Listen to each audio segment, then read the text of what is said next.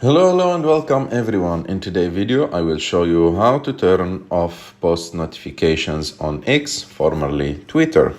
To do this, it's very simple. You have just to go to X, open it, and go to the account that you already turned on post notification for it. For example, for me, it's this account. And as you can see on the top of the screen, next to the message icon, there is notifications icon. Just click on it. And as you can see, there is 4 options: none, all posts, and replies, and only posts with live videos. So if you want to turn off the post notifications from that account, you have to change it to none.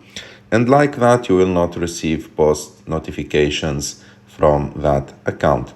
I hope that you like this video. If you like this video, don't forget to subscribe to our channel, to like this video, and see you in the next one.